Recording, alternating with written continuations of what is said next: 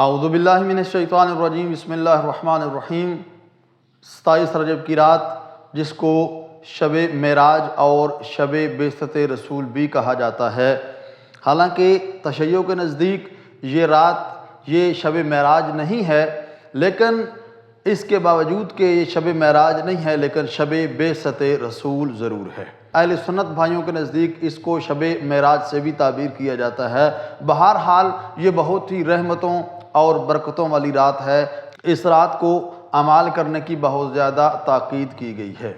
امام علیہ السلام فرماتے ہیں کہ رجب المرجب کے مہینے میں ایک رات ایسی ہے جو اس زمین پر موجود ہر وہ چیز جس کے اوپر سورج چمکتا ہے اس سے بہتر ہے۔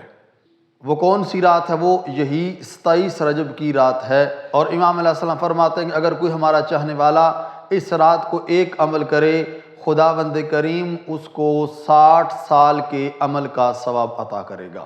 ایک شخص نے عرض کیا، یبنا رسول اللہ، وہ کون سا عمل ہے جو اس رات کو انجام دیا جائے؟ امام علیہ السلام نے ایک نماز کی تلقین کی۔ وہ کون سی نماز ہے؟ امام علیہ السلام نے فرمایا کہ انسان عشاء کی نماز پڑھنے کے بعد سو جائے، اس کے بعد اٹھے اور اٹھ کر ایک نماز پڑھے جس کا طریقہ کار یہ ہے کہ 12 رکعت نماز ہے، دو کر کے آپ نے پڑھنی ہے، اور جس طرح عام صبح کی نماز پڑھی جاتی ہے اس طرح آپ اس کو پڑھ سکتے ہیں۔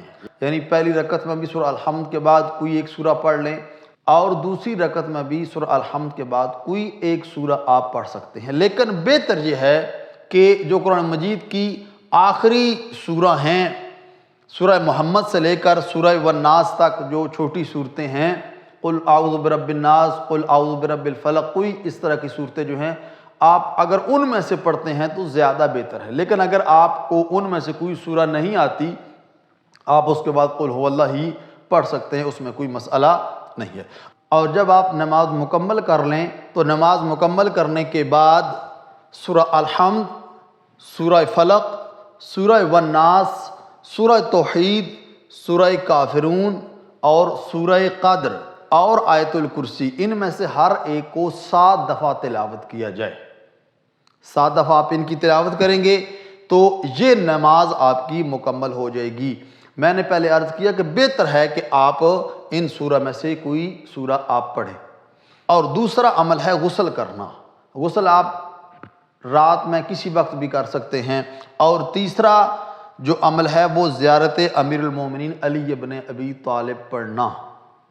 اگر آپ نجف میں موجود ہیں تو بہت اچھا ہے، آپ امام علیہ السلام کے حرم میں جا کر پڑھیں، لیکن اگر آپ اپنے گھر موجود ہیں تو آپ ائمہ علیہ السلام کی جو زیارات ہیں ان زیارات میں مولا کائنات کی جو زیارت ہے آپ اس کو پڑھیں۔ اور اگر آپ وہ مکمل زیارت نہیں پڑھ سکتے تو السلام علیکہ یا امیر المؤمنین، اتنا ہی اگر آپ کہہ دیتے ہیں تو کافی ہے۔ لیکن انسان کوشش کرے کہ جتنے زیادہ جملے زیارت کے پڑھ سکتا ہے وہ زیارت کے جملے پڑھے۔